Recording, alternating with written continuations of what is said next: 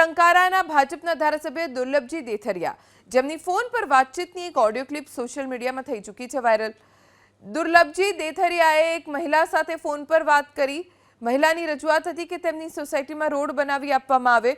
જવાબમાં દુર્લભજી દેથરિયા શિખામણ આપી રહ્યા છે કે જો રોડ બનાવવો હોય તો મીડિયા સમક્ષ જતા નહીં। જોકે સમગ્ર મામલે દુર્લભજી દેથરિયાનું કહેવું છે કે ઓડિયો વિડીયો વાયરલ કરી બદનામ કરવાની આ પ્રવૃત્તિ છે।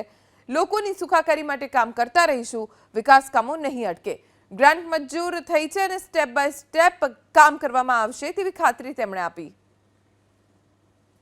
અમે નાની વાવડીમાં રહી છીએ, ભક્તિનગર એક સોસાયટી છે અને અમે અડધા એમ કે ગ્રામમાં આવે છે અને અડધા એમ કે નગરપાલિકામાં આવે છે।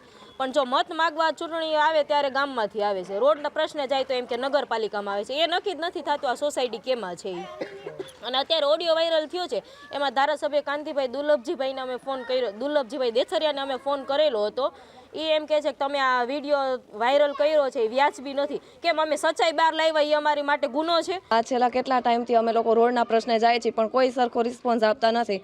અમારા શેરીમાં કચરાવાળો આવે છે તો એના અમારે સ્વ ખર્ચે પૈસા દેવા પડે છે। સ્ટ્રીટ લાઇટો છે તો એ અમારે સ્વયં ખર્ચે નખાવી પડે છે અને વાવડી ચોકડીએથી અહીંયા સુધી આવીએ છીએ તો રસ્તામાં ક્યાંય જ કોઈ જ પ્રકારની લાઇટો નથી અને છેલ્લા કેટલા ટાઈમથી રસ્તા બાબતનું અમે કહીએ છીએ પણ કોઈ સરખો રિસ્પોન્સ આપતા નથી। અને ક્યાંય ને ક્યાંય અમારા કાર્યકર્તાઓને ઓડિયો વિડીયો આપીને પાર્ટીને બદનામ કરતા હોય છે એવું અમને દેખાઈ રહ્યું।